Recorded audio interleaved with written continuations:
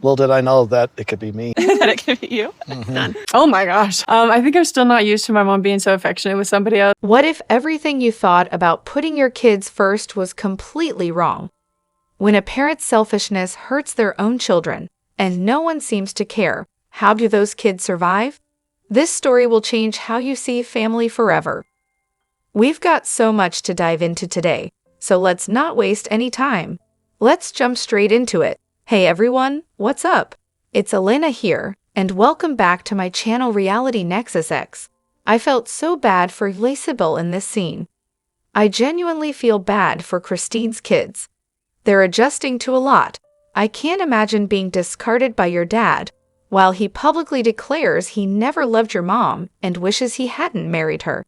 But Isabel looks so uncomfortable here. Christine needs to grow up. Your kids should come first, always. It doesn't matter their age. If she was paying attention, she'd realize that being overly affectionate with David at her wedding, in front of her minor children, is inappropriate and hurtful. Christine isn't healing. She's just doing what she's always done, putting a guy first.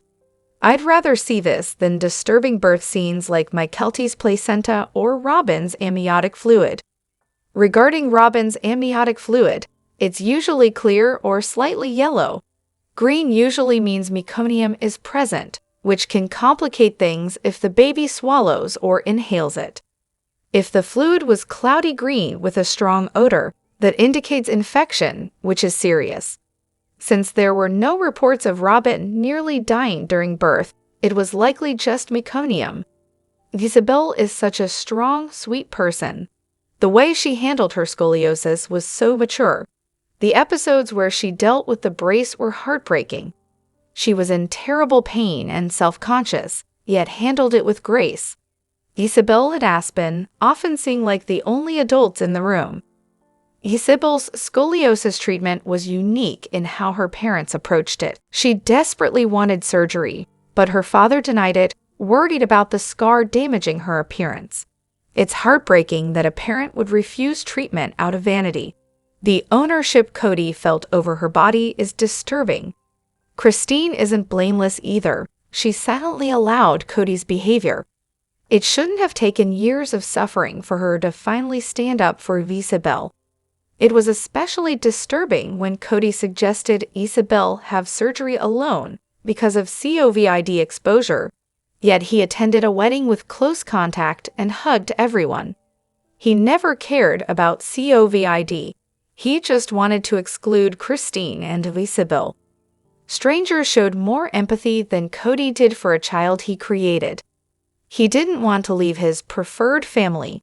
Surgery was necessary once the curve reached over 50 degrees, which happened in early 2020, but COVID delayed it until September.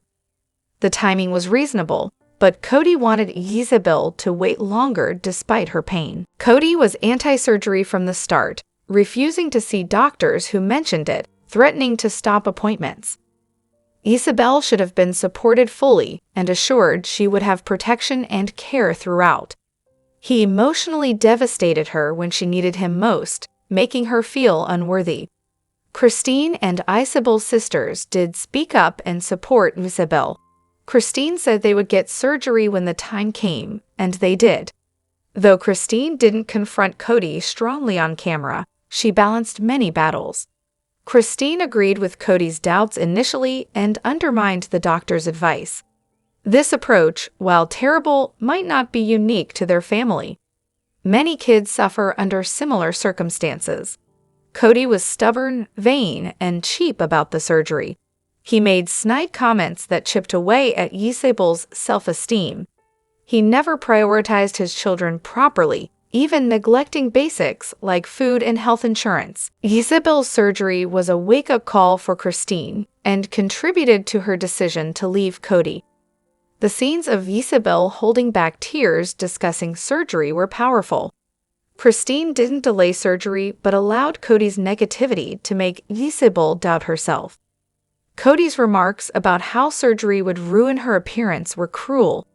Christine should have defended her daughter more firmly.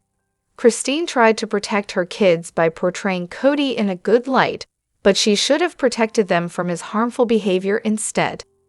Fighting with Kody in front of the kids would have been criticized, so she was stuck trying to balance. Christine tried her best to save her marriage but realized there was nothing to save, as did Mary and Janelle. I recently learned I have scoliosis as an adult after years of pain and neglect from healthcare. I'm glad Isabel was diagnosed young and now has that behind her. Isabel and Aspen seem very independent and are nothing like their parents. Isabel is gorgeous and has a great low-key personality. Scenes with her and Aspen are my favorite. Christine and David are allowed to be affectionate, but moving fast and bringing kids to wedding venue visits before engagement, plus overt PDA, can be uncomfortable for the kids. Their ability to express discomfort shows they feel safe with Christine, which is positive. Robin's kids rarely express discomfort, which might indicate they don't feel safe doing so. Christine's kids are open and have strong bonds with her. Christine sometimes dismisses her kids' concerns, but overall, I think she's a good mom. Everyone makes mistakes. What matters is that kids are safe, can communicate, and have their own identities. The Jenga game with Kody and the kids was awkward and staged. Some find Christine's PDA excessive. Others see it as a sign of newfound happiness after years without affection. She is making up for lost time, and this is part of her process. Empathy is needed. Isabel looked bored and disassociated in some scenes. She and Aspen are strong despite their difficult upbringing. Showing kids a loving relationship isn't wrong, but doing so without regard for their comfort is. Kids should feel safe expressing discomfort. The kids have only known David for a short time, which contributes to their discomfort. Moving fast in relationships after divorce can be difficult for children. Children with divorced parents often feel anxiety seeing parents with new partners. This is normal. Some children feel conflicted wanting parents to be happy but uncomfortable with new relationships. Open communication and respect for children's feelings are important. Christine and her kids are figuring out their new normal, which will have missteps in learning. In a fundamentalist polygamist family, everything depends on the leader. If Mary and Janelle were fighting like cats and dogs, Kody was supposed to step in and play peacemaker. If Christine had issues with Robin, it was his job to be the common ground.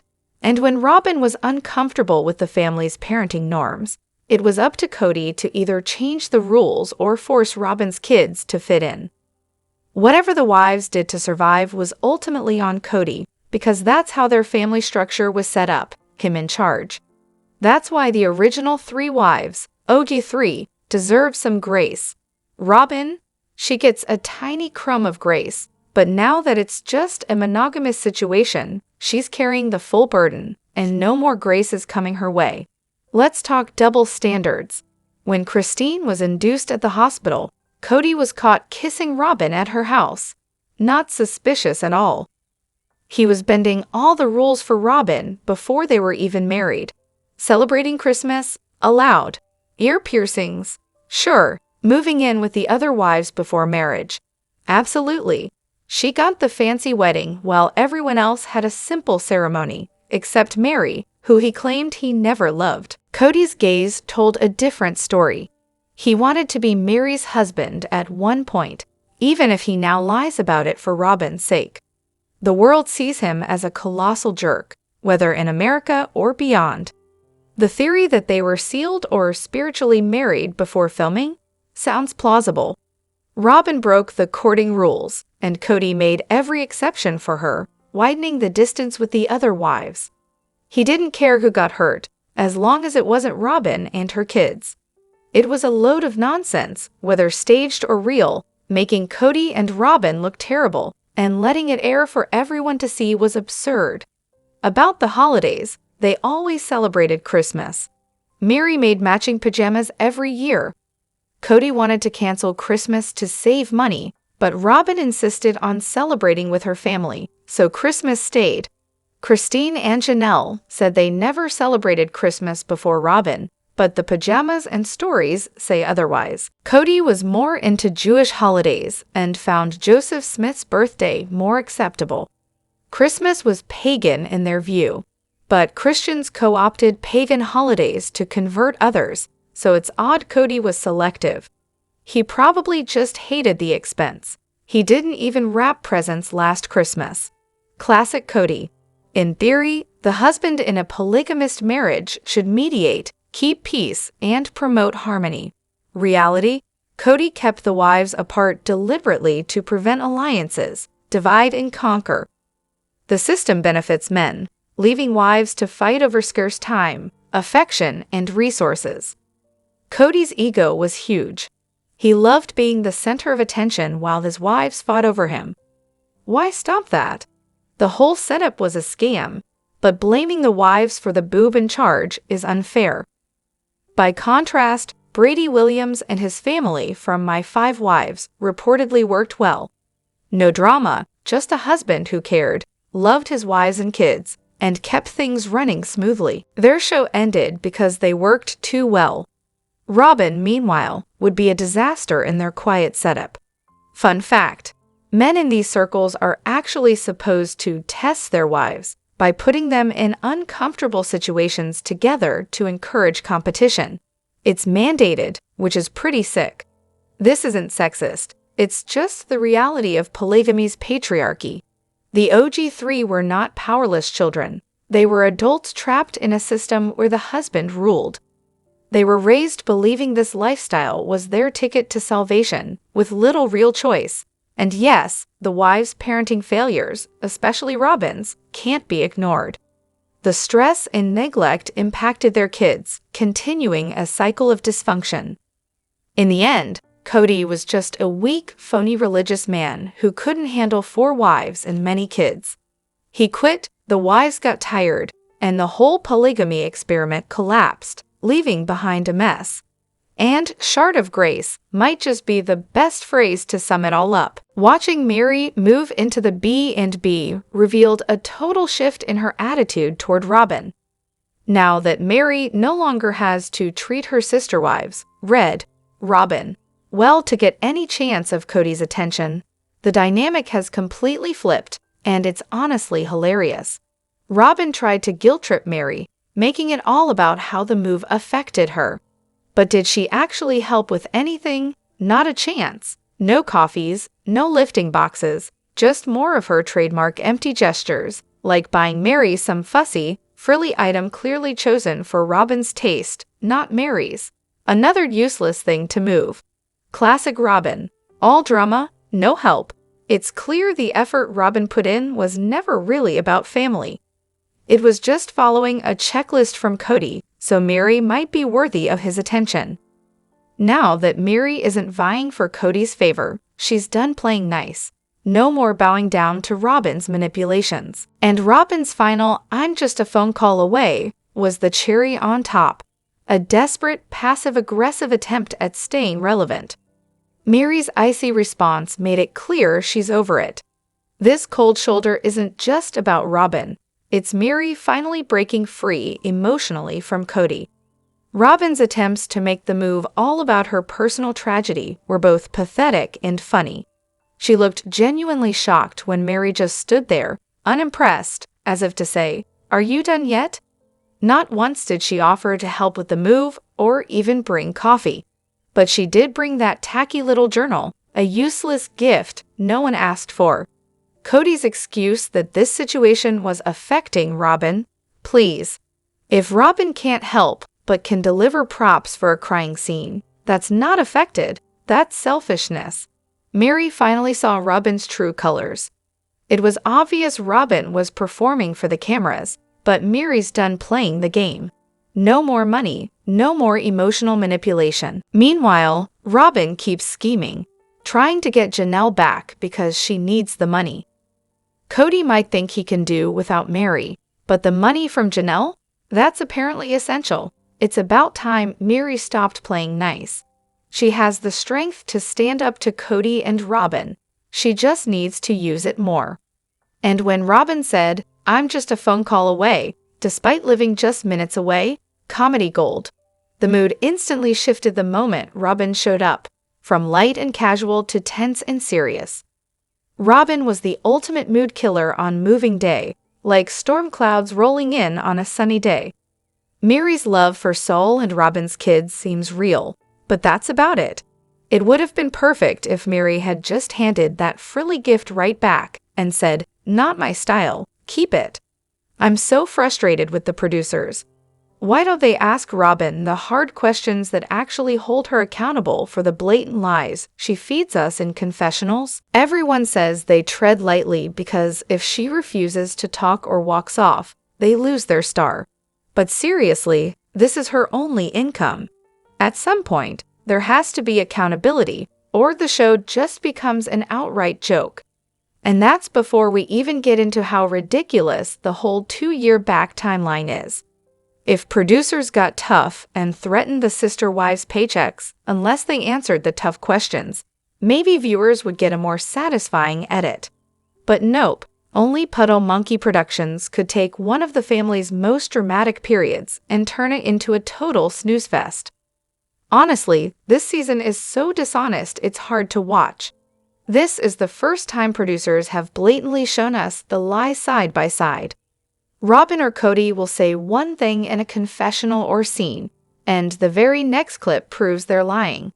No need to dig through old episodes. It's all laid out within the same episode now. I love that, but I just wish they'd play it for Kody and Robin too, so we could watch them squirm and try to BS their way out of it.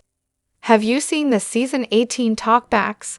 They're pretty revealing. The ex-wives and Kody sit down and comment on episodes. And honestly, it's more honest than the whole season combined. Robin looks totally miserable the entire time, and you just want to roll your eyes so hard. Again, it's literally her only income. I wish they did more of that, really making them sit there and watch their own manipulation and lies with the OG wives, calling them out live. I'm curious what Robin will say about Mary now, especially with Mary dropping hints that Robin never responds or makes an effort to see the kids. TLC even did a survey, and viewers want a reunion or tell-all with all of them together. Surprise, surprise, they won't do it. The OG3 are finally speaking their truths now that they're out of the marriage, and it's eye-opening. Meanwhile, Robin and Kody get to dodge all the tough questions and dry cry their way through it. The show has given them everything, yet they act like it's a favor. Time for production to say, answer or no paycheck. I would pay good money just to lock them all in one room and be a fly on the wall during that meltdown. The talkbacks are good because they force honest, off-the-cuff reactions without time to craft their lies. But honestly, if they all sat together, the drama would be next level. Still, I'm frustrated producers don't push for accountability. I want to see Robin grilled on her lies, like when she cried spelling MOV after Mary directly contradicted her. What are we even watching if the truth never gets confronted? Maybe production is just letting them hang themselves with rope so they have no comeback. Just a theory. If Robin keeps refusing to answer questions, she should get paid less, or not at all. I can't stand her whiny act. She probably makes the most since she drives the engagement, which might be why they treat her like glass. But seriously, if you get paid to spill it, spill it. Otherwise, get off the show. I'm tired of producers tiptoeing around Robin and Kody. And don't get me started on the interviewer, supposed to ask questions but only sticks to safe, irrelevant stuff. We want real questions, real accountability. Ask Robin why Christine's kids get no support or why she won't meet Mary halfway. Make her explain that moldy mansion situation. Kody's control over the narrative is unreal.